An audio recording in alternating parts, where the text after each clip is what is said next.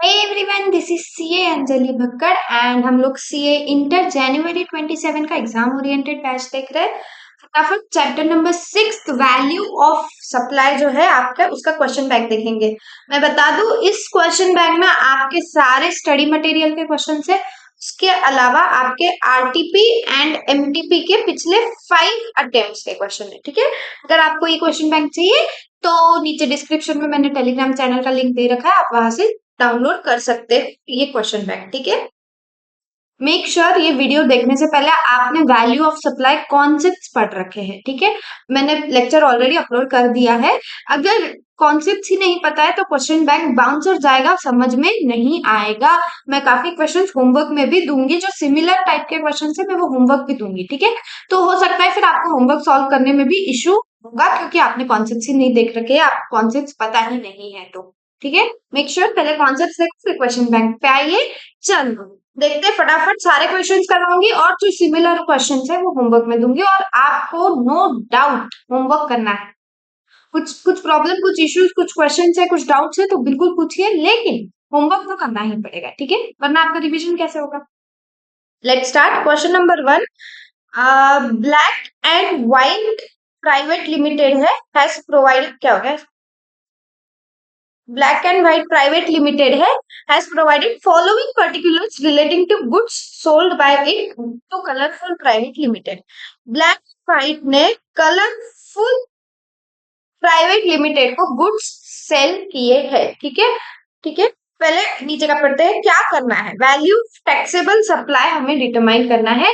Black and white private limited ने जो colourful private limited को गुड्स बेचे हैं, उसका हमें वैल्यू ऑफ सप्लाई कैलकुलेट करके देना है। ठीक है, black and white private limited ने एक जो सप्लाई किया है उसका लिस्ट प्राइस है गुड्स का, एक्सक्लूसिव टैक्सेस एंड डिस्काउंट्स। ये जो लिस्ट प्राइस है 50,000 रुपीज का, ये टैक्सेस और discount, exclusive taxes and discounts है। तो क्या ये लिस्ट प्राइस हम इंक्लूड करेंगे? हाँ जी, बिल्कुल 50,000 रुपीज आपका इंक्लूड होगा। क्यों? क्योंकि ये लिस्ट प्राइस है, यही तो मेन प्राइस है सप्लाई का। ठीक है, next, its levied by municipal authority on sale of such goods. हमें इतना पता है, हमने section number 15 value of supply का पढ़ रखा है कि अगर कोई जीएसटी है, चाहे चाहे वो सीजीएसटी है, चाहे एसजीएसटी है, चाहे यूटीजीएसटी है, चाहे आईजीएसटी है, ठीक है, वो आपका इंक्लूड नहीं होगा वैल्यू ऑफ सप्लाई कैलकुलेट करते वक्त। उसके अलावा, जीएसटी के अलावा कोई भी टैक्सेस, कोई भी चार्जेस, कोई सेस, कोई फीस, व्हाटएवर, कोई पेनाल्टी, वो सब कुछ इंक्लूड होता है। तो म्यूनिसिपल अथॉरिटी ने जो टैक्स लिया है वो 5,000 इंक्लूड होगा। उसके अलावा पैकिंग चार्जेस है, it is not included in price above, मतलब इन 50,000 में ये 1,000 की जो पैकिंग चार्जेस है वो इंक्लूड नहीं किए गए। तो आप करो, ठीक है, तो आपका 50,000 plus 5,000 value of supply plus 1,000, total कितना हो गया? ये टोटल मिला के हो गया 56,000। अब आगे का देखते हैं। Black and white private limited ने 2,000 रुपए की सब्सिडी रिसीव की है, प्राइस लिंक्ड सब्सिडी है, from NGO on sale of such goods. Subsidy का कंडीशन क्या है, अगर आपको सेक्शन नंबर 15 याद है तो, और मैं बता दूं, अगर आपको ड्यूरिंग क्वेश्चन सॉल्विंग अगर कोई कॉन्सेप्ट ऐसा लगता है कि मतलब बिल्कुल ही याद ही नहीं आ रहा है, ऐसा लग रहा है कि ये भी पढ़ा था क्या, ये तो याद ही नहीं है, तो प्लीज पहले वीडियो पॉज कीजिए, जाके उस कॉन्सेप्ट को एक बार देख लीजिए, फिर वीडियो पे फिर से आइए। ठीक है, अगर नो डाउट आपको पूरा 100% याद रहेगा, मैं ऐसे नहीं बोल रही हूँ, लेकिन कोई कॉन्सेप्ट ऐसा फील हो रहा है कि एकदम ही ब्लैंक हो, मतलब ऐसा लग रहा है कि पढ़ा ही नहीं है, तो आपको फिर देखना पड़ेगा वो कॉन्सेप्ट फिर से जाके। ठीक है, ब्लैक एंड व्हाइट ने 2,000 रुपए की प्राइस लिंक सब्सिडी रिसीव की है, किससे की है? एनजीओ से। सब्सिडी का भी हमें, आपको अगर याद होगा कंडीशन क्या है, सीजी या फिर कोई स्टेट या कोई सेंट्रल गवर्नमेंट है, इन्होंने कोई सब्सिडी दी है तो वो आप वैल्यू ऑफ सप्लाई में नहीं इंक्लूड करोगे। एंड नेक्स्ट, आपकी जो सब्सिडी है वो प्राइस लिंक्ड सब्सिडी रहनी चाहिए। अगर प्राइस लिंक्ड सब्सिडी नहीं है तो आप उसे इंक्लूड नहीं करोगे। ठीक है, तो इधर प्राइस लिंक्ड है, हाँ है, क्या कोई गवर्नमेंट ने दी है? नहीं, एक एनजीओ ने दी है, तो वो बिल्कुल इंक्लूड होगा। तो आपका जो 2,000 रुपीज है वो भी वैल्यू ऑफ सप्लाई का पार्ट बनेगा, और टोटल आपका वैल्यू ऑफ सप्लाई हो गया 58,000 रुपीज। ठीक है, आगे क्या है, black and white limited offers 2% discount on list price of goods which is recorded in the invoice of for the goods. Discount की कंडीशंस, एक, अगर आप सप्लाई करते वक्त या सप्लाई के पहले कर रहे दे रहे हो डिस्काउंट, तो क्या क्या रहना चाहिए, इनवॉइस में मेंशन रहना चाहिए, एग्रीमेंट रहनी चाहिए, राइट, पता रहना चाहिए कि हाँ डिस्काउंट मिल रहा है, ठीक है। क्या उसने जो 2% डिस्काउंट दिया वो इनवॉइस में रिकॉर्ड किया है? हाँ किया है। और अगर इनवॉइस में रिकॉर्ड किया है मतलब during the time of supply पता है कि डिस्काउंट मिल रहा है, तभी तो इनवॉइस में रिकॉर्ड हुआ है ना, राइट। तो ये जो 2% है ये आप माइनस करोगे। 2% किसका? 50,000 का 2%, ठीक है। 50,000 रुपीज का 2% आपका हो गया 1,000 रुपीज, माइनस हो गया वैल्यू ऑफ सप्लाई आपका आ गया 57,000 रुपीज। देखो, लिस्ट प्राइस आपकी exclusive of taxes and discount 50,000, ठीक है। म्यूनिसिपल अथॉरिटी का है, includable in value as per section 15 two a 5,000। देखो, ये जो section number, clause number, sub section number, ये सब कुछ है, अगर आपको याद है तो बहुत ही अच्छी बात है। गलत सेक्शन नंबर एग्जाम में मत लिख के आना प्लीज। अगर 101% श्योर है कि हाँ यही सेक्शन नंबर है तो लिखो, बिल्कुल मार्क्स मिलेंगे। जो चेकर होता है उस पर एक अच्छा इंप्रेशन जाता है, लेकिन अगर गलत सेक्शन नंबर लिख दिया तो पॉसिबिलिटीज, हाई पॉसिबिलिटीज है कि आपको सही लिखने के बावजूद, सॉल्यूशन जो लिखा है वो सही रहने के बावजूद मार्क्स नहीं मिलेंगे, कट जाएंगे सारे, क्योंकि आपने सेक्शन नंबर गलत लिखा है। सो मेक श्योर अगर सेक्शन नंबर 101% आपको पता है तो ही लिख के आना, ठीक है। नहीं तो फिर आप चुपचाप डिस्क्रिप्शन लिखोगे कि जो tax levied by municipal authority वो इंक्लूड होगा, क्योंकि कोई सेंट्रल स्टेट गवर्नमेंट ने ये नहीं दिया है। खुद के वर्ड्स में लिखना है, नॉट नेसेसरी जैसे कि वैसे बुकिश लैंग्वेज लिखनी है, खुद के वर्ड्स में डिस्क्रिप्शन लिखना है। डिस्क्रिप्शन लिखना मैंडेटरी है, डिस्क्रिप्शन के मार्क्स होते हैं, ठीक है।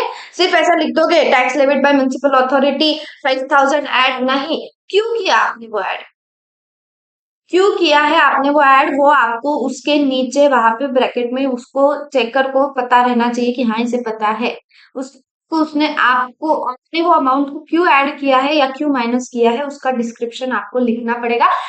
ज्यादा लंबा चौड़ा नहीं, एक एक दो दो पैराग्राफ लिखे जा रहे हो, 2 लाइन, एक लाइन भी काफी है खुद के वर्ड्स में, ठीक है। सो ये एक पॉइंट हो गया। उसके अलावा पैकिंग चार्जेस है includable in value as per section 15 two c 1,000 rupees, ठीक है। अपन ने इंक्लूड किया था, हाँ, टोटल अपना आ गया था 56। उसके अलावा सब्सिडी मिली थी वो ऐड हो गई, टोटल आ गया 58। उसके बाद जो डिस्काउंट दिया था वो माइनस किया 1,000 रुपीज, ये अपन ने भी किया। आपका value of supply, value of taxable supply बन गया 57,000 रुपीज। और मैं बताऊं ये जो फॉर्मेट है सॉल्यूशन का, ये इंस्टीट्यूट के मॉड्यूल का फॉर्मेट है, तो आप कोशिश करो इसी फॉर्मेट में सॉल्यूशन लिखो। नो मैटर आपको अगर एग्जाम में टेबल बनाने का टाइम नहीं है, टेबल बनाना जरूरी नहीं है, आप ये ऐसा भी लिख सकते हो जैसा मैंने लिखा है, ठीक है। सिर्फ अमाउंट नहीं, टेबल बनाना जरूरी नहीं है, लेकिन आप ऐसा लिख सकते हो, लिस्ट प्राइस उसके आगे 50,000, टैक्स लेविड उसका डिस्क्रिप्शन उसके आगे 5,000, टेबल बनाना, लाइनें खींचना, अगर टाइम है प्रेजेंटेशन करने का तो कर सकते हो, otherwise you if you don't do it then also it is okay. आपको जो मार्क्स है वो अमाउंट्स के और आपने क्या लिखा है उसके मिलते हैं, ना कि आपने टेबल बनाया है या नहीं बनाया है उसके, ठीक है। टाइम है तो बनाओ, वरना नहीं। उस पता चले टेबल्स बनाने के चक्कर में पेपर ही छूट गया, वो मत करने देना, ठीक है। क्वेश्चन नंबर 2 सिमिलर क्वेश्चन है आपके लिए, होमवर्क, ठीक है। होमवर्क करना है, कुछ पूछना है, डाउट्स है तो बिल्कुल पूछ सकते हो, लेकिन सिमिलर टाइप का क्वेश्चन है, तो क्वेश्चन नंबर 2 आप होमवर्क में करोगे, ठीक है। नेक्स्ट हम क्वेश्चन नंबर 3 देखेंगे। थ्योरी क्वेश्चन है, R post supply discounts eligible for deduction from value of supplies in all situations, explain. क्या हम सारी की सारी सिचुएशंस में पोस्ट सप्लाई डिस्काउंट डिडक्ट कर सकते हैं क्या? नहीं कर सकते हैं, बिल्कुल नहीं कर सकते। अगर आपको याद होगा सेक्शन नंबर 15 के हिसाब से क्या क्या क्या पोस्ट सप्लाई डिस्काउंट कब कब आप डिडक्ट कर सकते हो?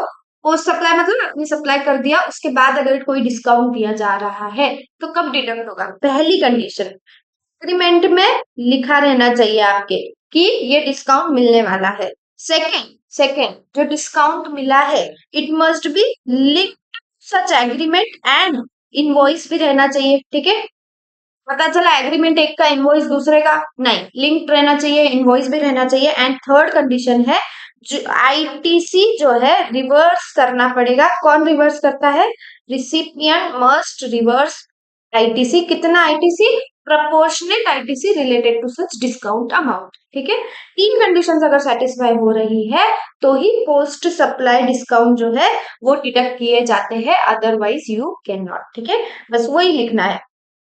No, the post-supply discounts are not eligible for deduction for value of supplies in all situations. Such discounts are allowed from value of supply only in situations where following conditions are satisfied cumulatively. Cumulatively मतलब सारे की सारे ये conditions जो है, ये conditions and है। ठीक है, और नहीं है। एक भी कंडीशन सेटिस्फाई नहीं हुई तो आप डिस्काउंट माइनस नहीं करोगे।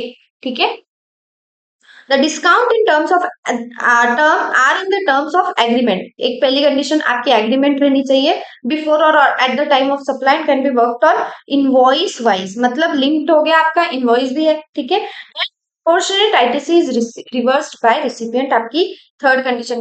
इन्होंने पहली दो कंडीशन मर्ज कर दी, चाहो तो अलग अलग भी लिख सकते हो, आप चाहो तो साथ में भी लिख सकते हो, कोई प्रॉब्लम नहीं।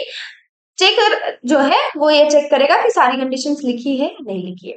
मेक श्योर प्रेजेंटेशन क्या क्या नहीं करना है और क्या करना चाहिए एग्जाम में वो आपको पता रहना चाहिए। कैसे? टेबल बनाना जरूरी नहीं है, भले ही आप ये टेबल बनाओ ना बनाओ, लेकिन लेकिन जो आप लिख रहे हो उसमें जो कीवर्ड्स है उसको अंडरलाइन आपको करना पड़ेगा। मतलब इस इतना सारा जो आपने लिखा है ये पहली दो ही पॉइंट्स है, इसमें से आप क्या क्या अंडरलाइन करोगे मैं एग्जाम्पल बता दे रही हूँ। ठीक है, इसमें से एक अंडरलाइन होगा एग्रीमेंट, एग्रीमेंट दैट एक्सिस्टेड। दूसरा आप इनवॉइस वॉइस को अंडरलाइन कर दोगे। तीसरा आप ITC is reverse by recipient ऐसा अंडरलाइन कर दो। चेकर को अंडरलाइन चीजें दिख जाएगी, मार्क्स दे देगा, उसको कीवर्ड्स मिल गए मार्क्स दे देगा। ठीक है, मेक श्योर आप कीवर्ड्स को अंडरलाइन करो। ठीक है, और अगर टाइम नहीं है तो फिर कोई बात नहीं, लेकिन मिल जाता है जनरली टाइम। अगर आपकी राइटिंग स्पीड है, नॉर्मल है, बराबर है, बहुत ही आप अगर स्लो लिखते हो तो फिर मुश्किल है। लेकिन अगर आपकी राइटिंग स्पीड अच्छी से है, नॉर्मल है, तो फिर मिल जाएगा। और किसी की राइटिंग स्पीड एक्चुअली फास्ट है तो फिर वो टेबल वगैरह भी कर सकता है। ठीक है, if any of the above conditions are not satisfied post supply discounts are not allowed for to be deducted from value. हो गया? ठीक है, easy, correct. Next question number 4 हम देखेंगे। Consideration under GST law includes both monetary and non monetary values. मैंने आपको consideration की definition clearly पूरी डिटेल में समझा रखी है, पढ़ा रखी है। क्या कंसिडरेशन इंक्लूड्स मनी और इन काइंड। ठीक है, इन काइंड भी आती है तो monetary and non monetary value दोनों आती है। So this statement is correct, the given statement is correct. और फिर कुछ नहीं, आपको बाद में डेफिनेशन लिखनी है कंसीडरेशन की, ताकि का जो डेफिनेशन है वही आपका एक्सप्लेनेशन का पार्ट बन जाएगा। आप चाहो तो इसे होमवर्क में भी पढ़ सकते हो, लेकिन वैसे तो कंसीडरेशन की डेफिनेशन मैंने पढ़ा रखी है अच्छी से डिटेल में। इसको एक बार पढ़ लो ताकि आपकी डेफिनेशन रिवाइज हो जाए। ठीक है, next question number 5। Sharp minds institute provides coaching for engineering entrance examination। Sharp mind institute एक कोचिंग सर्विस दे रहा है। मंथली फीस वो चार्ज करता है फ्रॉम अ स्टूडेंट 10,000 रुपीज। 10,000 रुपए मंथली फीस एक स्टूडेंट से वो चार्ज करता है। कौन? शार्प माइंड इंस्टीट्यूट, जो कि हो गया आपका सप्लायर। ठीक है, the institute is known for its commitment to provide education to under privilege children. थोड़ा सा चैरिटी वाला काम कर रहा है इंस्टीट्यूट। क्या कर रहा है? जो अंडर प्रिविलेज चिल्ड्रन है, अफोर्ड नहीं कर सकते, उनके लिए वो कोचिंग सर्विस दे रहा है। It trains 10 students every year for entrance examination free of cost. Freely वो 10 बच्चों को हर साल एंट्रेंस एग्जामिनेशन के लिए पढ़ाई करवाता है। ठीक है, charity. The institute has received 3 lakh as coaching fees during a month. एक महीने में उसको 3 लाख रुपीस की कोचिंग फी मिली। ठीक है, तो ये क्या हो गया आपका? ये हो गया आपका ट्रांजैक्शन वैल्यू। ठीक है, अब नवजीवन है, एक एनजीओ है। ठीक है, working in the area of education of under privilege children. उसने सब्सिडी दी है 10,000 की in lump sum during the month to institute for cause of under privilege children. देखो क्या क्या है, कंडीशन, सब्सिडी की कंडीशन क्या रहनी चाहिए, सेंट्रल या स्टेट गवर्नमेंट ने नहीं दी रहनी चाहिए। इधर किसने दी है, एनजीओ ने। तो आपकी ये कंडीशन तो सेटिस्फाई हो गई। लेकिन आपकी जो सेकंड कंडीशन थी कि जो सब्सिडी है वो प्राइस से लिंक्ड रहनी चाहिए, मतलब ये जो 3 लाख है, कौन सा कहा गया वो 3 लाख, हाँ ये जो 3 लाख है इससे रिलेटेड रहनी चाहिए। क्या ये 10,000 प्राइस लिंक है, नहीं, ये एक लमसम अमाउंट दे दिया है एनजीओ ने किस क्या, शार्प माइंड्स इंस्टीट्यूट को, कि भाई तू ये 10,000 रख, ये तेरे को यूज करना है वैसे कर, no matter, no problem. Lump sum amount है जो कि दे दिया है। प्राइस लिंक्ड मतलब क्या, ये 3 लाख रुपए से रिलेटेड ही वो सब्सिडी है, नहीं। 10,000 रुपए लमसम अमाउंट दी है, मतलब जो शार्प माइंड है वो कैसे भी चाहे किधर भी चाहे वो 10,000 रुपए यूज कर सकता है, वो कोई प्राइस लिंक सब्सिडी नहीं है। ये जो 10,000 है, ये जो 10,000 है, आप इंक्लूड नहीं करोगे, ये आप इंक्लूड नहीं करोगे, भले ही गवर्नमेंट ने नहीं दी है, एनजीओ ने दी है, लेकिन आपकी जो सब्सिडी है प्राइस लिंक सब्सिडी नहीं है।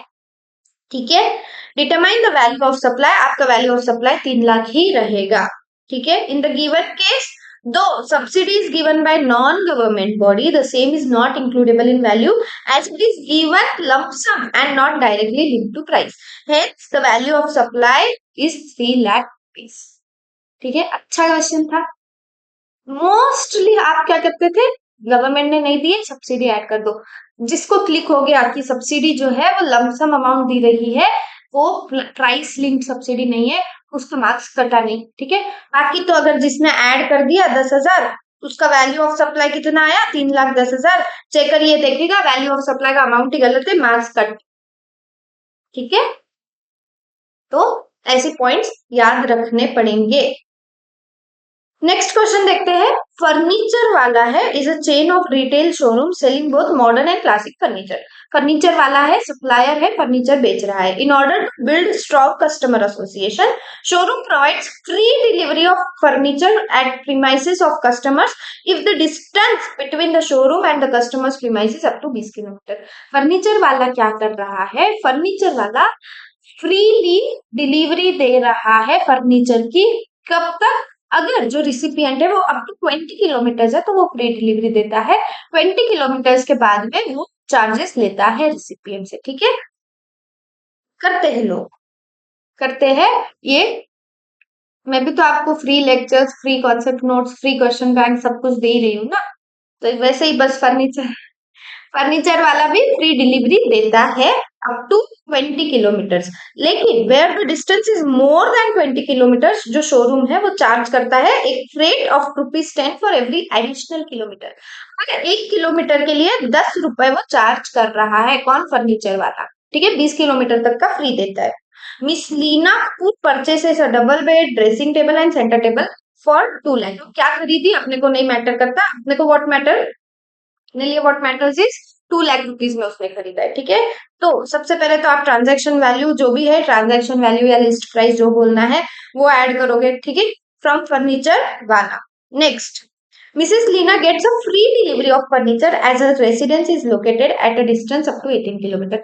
20 किलोमीटर के अंदर है तो उसको फ्री डिलीवरी मिल गई। ठीक है, the showroom incurs expenditure of 1,000 for delivering furniture, उसको तो फ्री डिलीवरी मिल गई, शोरूम ने 1,000 रुपए इंकर किए हैं। ठीक है, डिलीवरी के लिए, तो क्या ये इंक्लूड होगा 1,000, नहीं, नहीं होगा, नहीं होगा, क्यों नहीं होगा, खुद ही बोल रहा है हम फ्री डिलीवरी दे रहे हैं, तो वो थोड़ी ना उससे चार्ज लेगा रिसिपिएंट से, तो ये वैल्यू ऑफ सप्लाई में नहीं इंक्लूड होगा, हेंस आपका वैल्यू ऑफ सप्लाई 2 लाख हो गया। ठीक है, determine the value of supply, value of supply is 2 lakh rupees.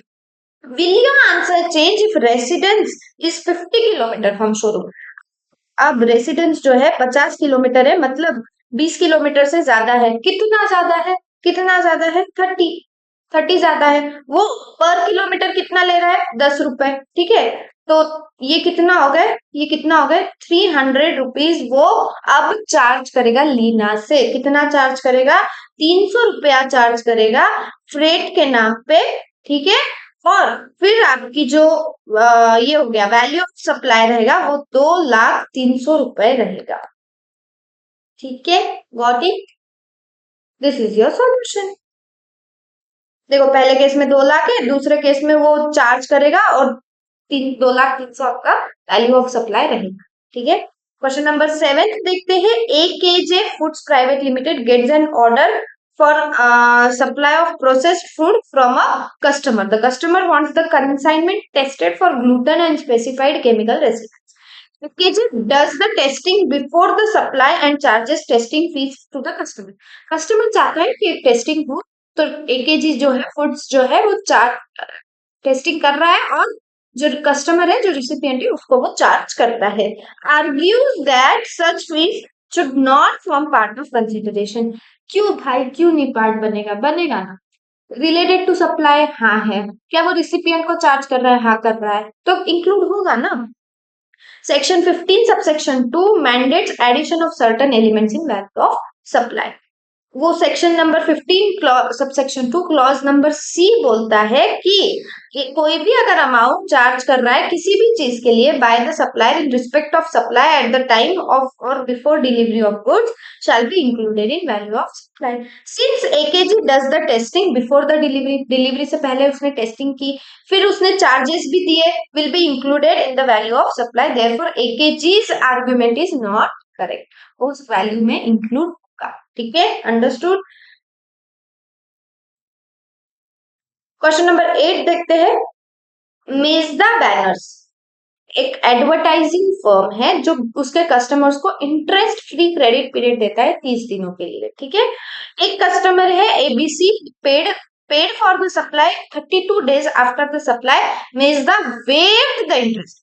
जो सप्लायर है उसने छोड़ दिया, वेव कर दिया, छोड़ दिया the interest payable for delay of test. वो सोचा होगा 2 दिन का तो है यार, क्या तो करे, उसने वेव कर दिया, छोड़ दिया, इंटरेस्ट छोड़ दिया। ठीक है, लेकिन department wants to add interest for 2 days to the value of supply. Department किधर पहुंच जाता है? नोशनल इंटरेस्ट भी इंक्लूडेड इन वैल्यू। आपको बताना है कि इंक्लूड होना चाहिए क्या, नहीं होना चाहिए, क्यों होगा?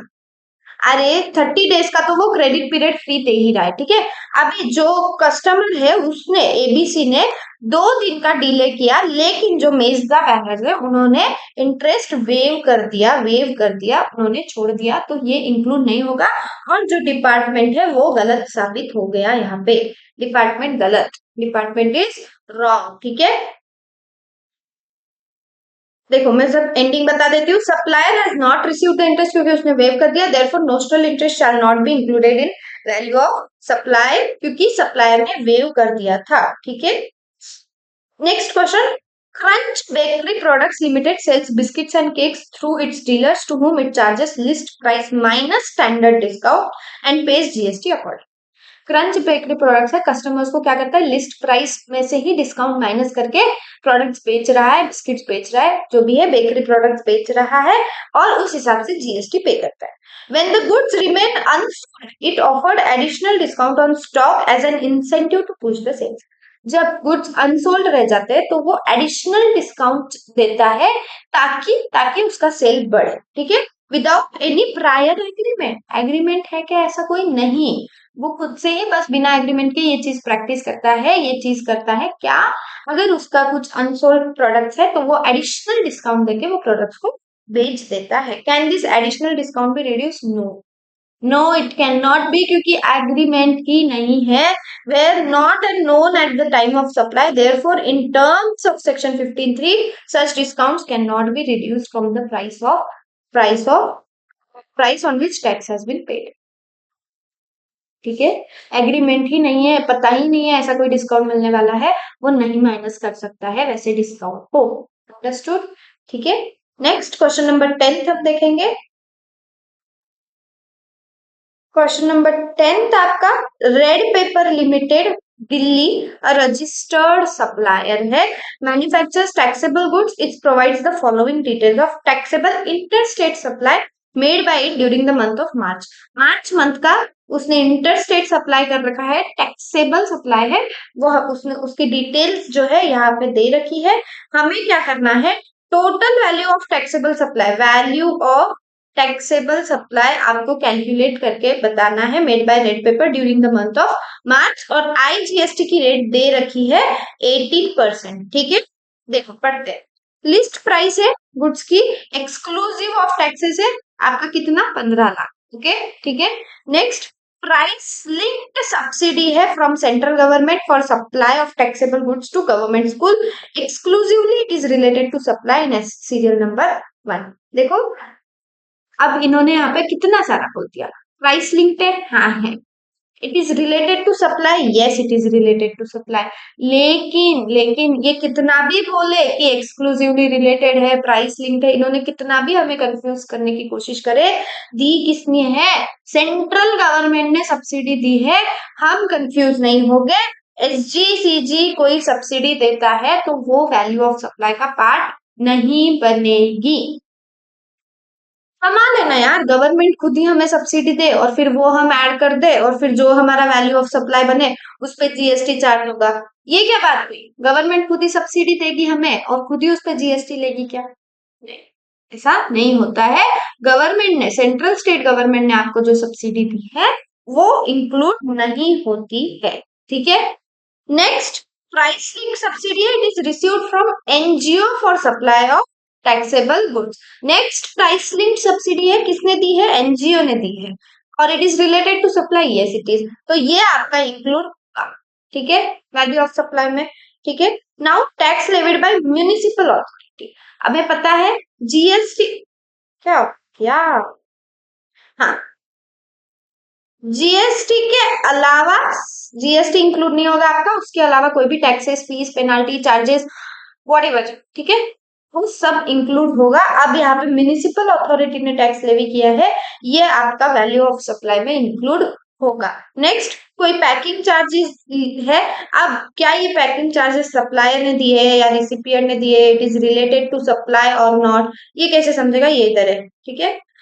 जो भी अदर चार्जेस है, टैक्सेस है, फीस है, जो भी है, are charge to customer over and upon his price. मतलब ये कस्टमर को, जो रिसिपिएंट है, उसको चार्ज किए गए हैं, तो ये आपका वैल्यू ऑफ सप्लाई का पार्ट बनेगा। ठीक है, अब नेक्स्ट लेट फीस है, it is paid by recipient of supply for delayed payment of consideration. Supplier ने रिसिपिएंट से लेट फीस चार्ज की है, क्यों की है? क्योंकि उसने कंसिडरेशन पे करने में डिले किया है। रिसिपिएंट ने कितना एग्री किया है? 6000 in lump sum and no additional amount is payable by him over such amount. ठीक है, 6000 रुपीज उसको लंप सम पे करने हैं। तो क्या आप ये 6000 डायरेक्टली ऐड कर दोगे क्या? ये जीएसटी रेट जो दी है, ये क्यों दी है? आपको कोई जीएसटी कैलकुलेट करना है? नहीं, को तो सिर्फ वैल्यू ऑफ सप्लाई कैलकुलेट करना है। याद रखो, देखो, जो लेट फीस है paid by recipient of supply for delayed payment, it is includable in value of supply as per section 15 2D। The amount of interest received is lump sum amount. एक lump sum amount वो दे रहा है, कौन? Recipient दे रहा है supplier को। It has to be taken as inclusive of GST. जो लमसम अमाउंट दिया है, क्या ऐसा ऐसा ऐसा उन्होंने स्पेसिफाई किया है क्या क्वेश्चन में कि इतना इतना जो ये 6000 है, ये सिर्फ और सिर्फ एक ऐसा अमाउंट है कि जो लेट फीस चार्ज हुई है उसमें it is exclusive of GST, ऐसा कुछ अलग से स्पेसिफाई किया है क्या? नहीं, बस एक ही बोला है कि ये लमसम है। इसका मतलब ये अजम्पशन आपको हर बार याद रखना पड़ेगा। हर बार ये अजम्पशन आपको याद रखना पड़ेगा in your exam also, in every question जहां लम सम अमाउंट दिया जा रहा है। ठीक है, तो वहां पे it is considered as inclusive of GST. और फिर आप जो वो 6000 है उसमें से 100 डिवाइडेड बाय एक्सेट्रा जो भी है जीएसटी का अमाउंट, उसमें से आप माइनस करोगे। ठीक है, एंड वो माइनस करके आपका जो अमाउंट है वो 5085 बन के आ रहा है।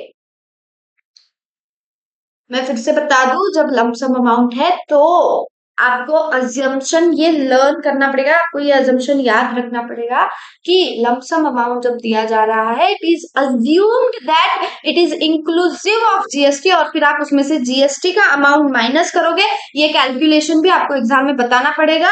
एंड जो आपका ये अमाउंट है, this will be added in your value of supply and not 6000 rupees. ठीक है। अगर उसमें ऐसा लिखा रहता था कि 6,000 रुपए एक्सक्लूसिव ऑफ जीएसटी है, तो फिर अगर एक्सक्लूसिव है तो फिर तो माइनस करने की जरूरत नहीं है, लेकिन उन्होंने बोला है लंप सम अमाउंट है, मतलब it is assume that it is inclusive of GST. उसमें से ये कैलकुलेट करोगे, 6,000 रुपए में से जीएसटी का अमाउंट माइनस होगा एंड आपका बचा हुआ अमाउंट वैल्यू ऑफ सप्लाई का पार्ट बनेगा। ठीक है, हमारे हिसाब से 15 लाख ऐड होने चाहिए थे, हो गए। ठीक है, 2 10 नहीं होने चाहिए थे, नहीं हुए। उसके बाद 50 होने चाहिए थे, हो गए। उसके बाद 20 होने चाहिए थे, हो गए। उसके बाद आपके 15,000 होने चाहिए थे, हो गए। और उसके बाद 6,000 होने चाहिए थे, क्या नहीं, 5085। आपका total taxable value of supply है 15,90,085। मस्त था पॉइंट। ठीक है, ऐसे पॉइंट्स याद रखने पड़ेंगे आप। नेक्स्ट क्वेश्चन, क्वेश्चन नंबर 11 देखेंगे। मेसर्स फ्लो प्रो है, एक रजिस्टर्ड सप्लायर है। मशीन बेची है, किसको भी बेची है, बीपी लिमिटेड को। It provides the following information in regard to this. Note price of machine is net of subsidy received. जो प्राइस ऑफ मशीन है वो उसमें सब्सिडी इंक्लूडेड नहीं है, it is net of subsidy received. Determine the value of taxable supply. ठीक है, देखो price of machine क्या है। Price of machine excluding taxes है and other charges mention in serial number 2 and 3। 2 और 3 में जो है पॉइंट उस वो एक्सक्लूडेड है। प्राइस ऑफ मशीन आपकी 25,000 रुपए जो कि आप ऐड करोगे। Next, third party inspection charges है। थर्ड पार्टी चार्जेस है, such charges were payable by flow.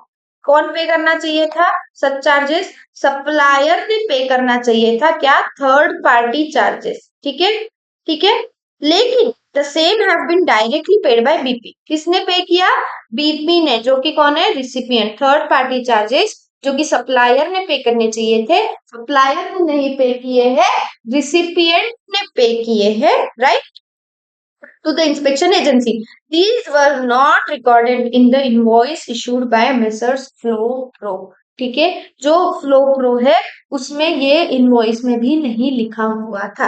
किसने पे करना चाहिए था, सप्लायर ने। किया किसने, रिसिपिएंट ने। किसके बिहाफ पे, सप्लायर के बिहाफ पे।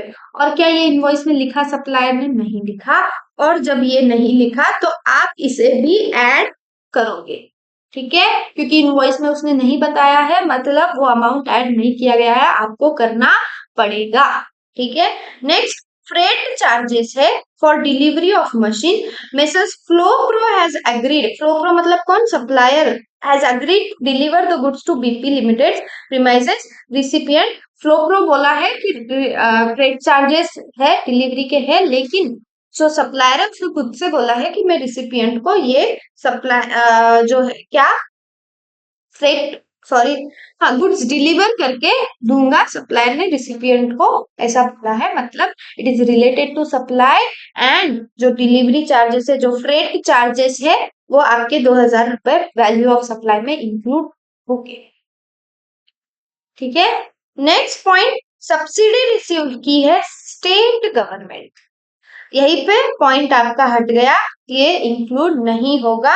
और नेक्स्ट, डिस्काउंट है 2% का, offer to BP limited on price of price mention in 1 above, मतलब 25,000 पे 2% का डिस्काउंट दिया गया है।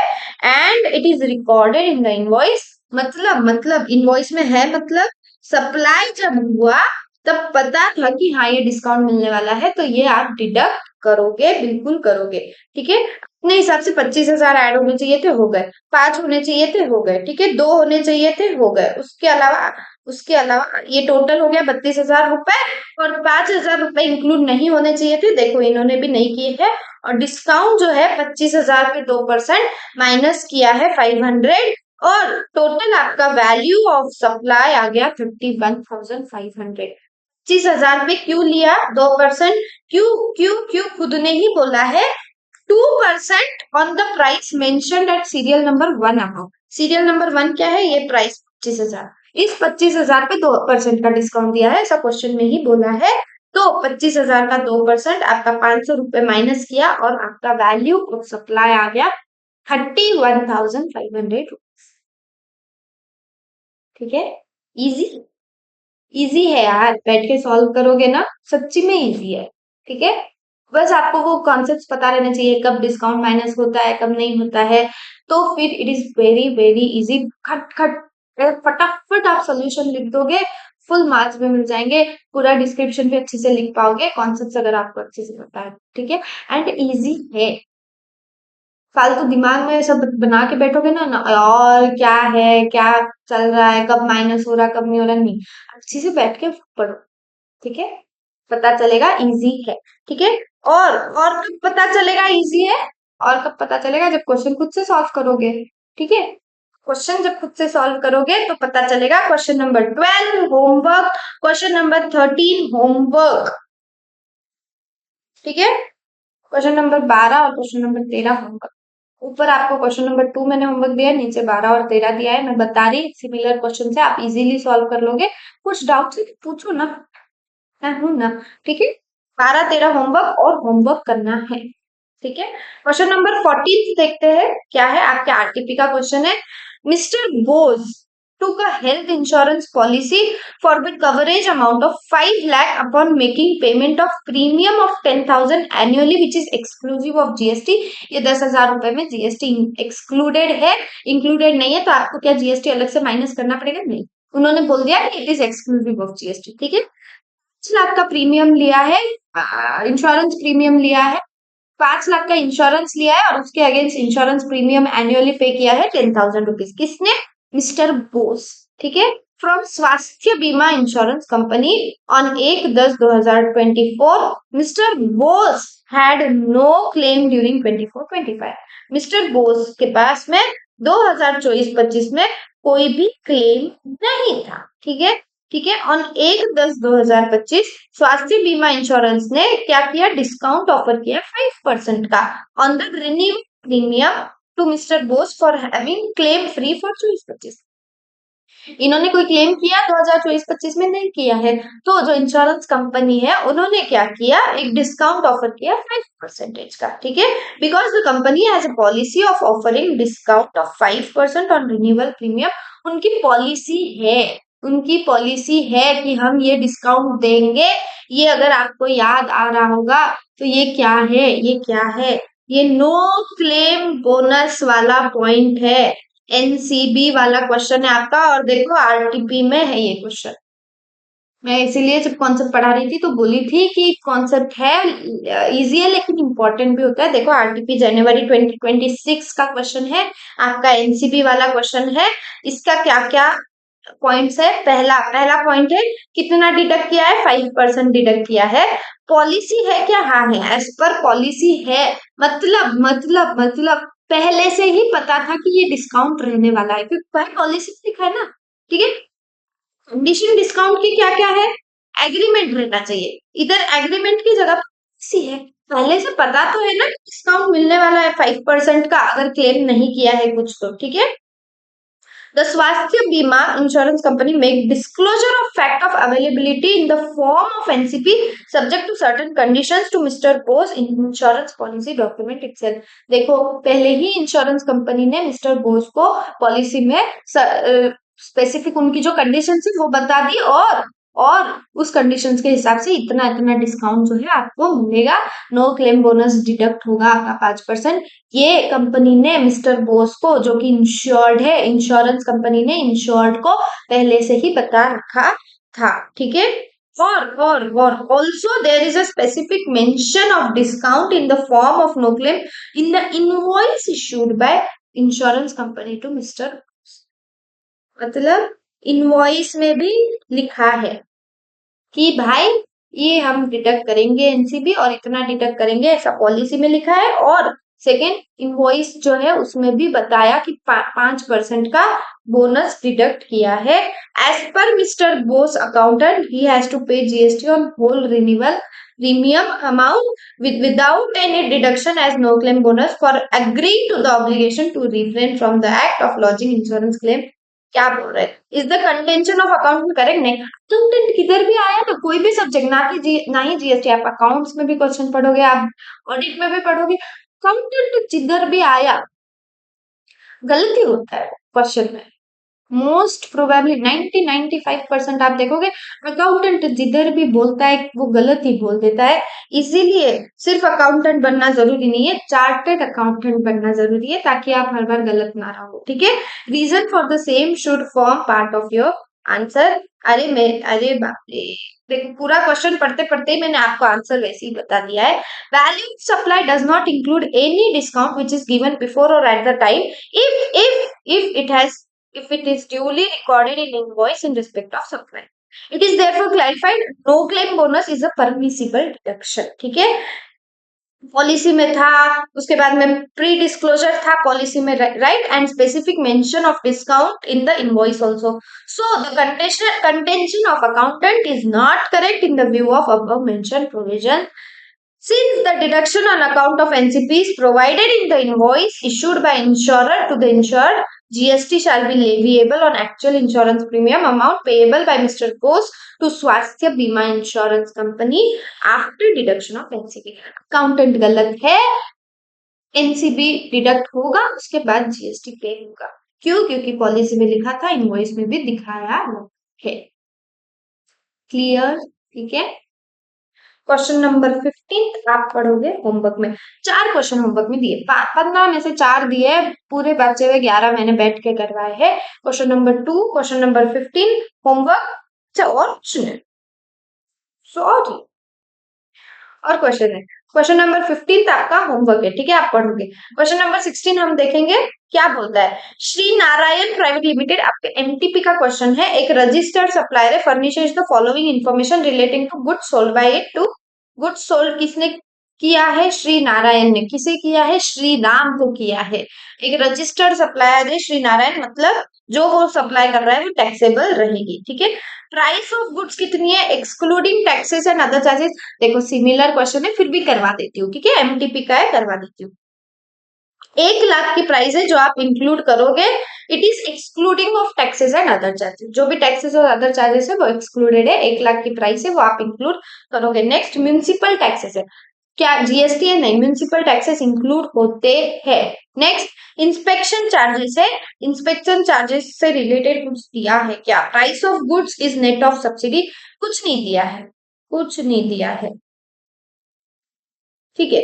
ये अज्यूम किया गया है सॉल्यूशन में ही कि ये जो इंस्पेक्शन चार्जेस है सप्लायर ने चार्ज किए हैं रिसिपिएंट को और 15,000 इंक्लूड होगा, ठीक है। Subsidy is received from a trust and it is directly linked to goods supplied. It is linked to price, और एक ट्रस्ट ने दिया है, कोई गवर्नमेंट ने नहीं दिया है, ये भी इंक्लूड होगा, ठीक है।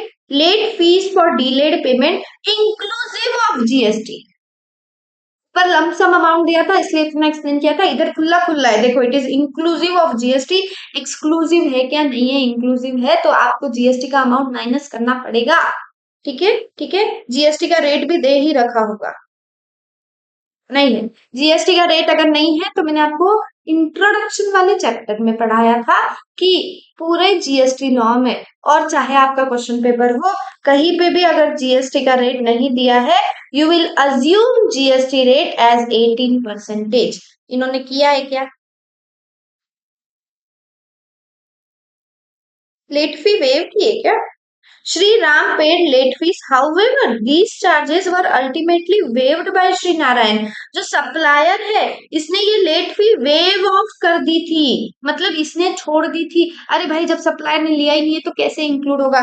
आई एम सॉरी, देखो पूरा क्वेश्चन पढ़ना कितना ज्यादा जरूरी है, ठीक है, पूरा क्वेश्चन पढ़ा करो। मैं भी पूरा क्वेश्चन पढ़ती जाऊंगी अगली बार से। And the amount was refunded to Shri Ram.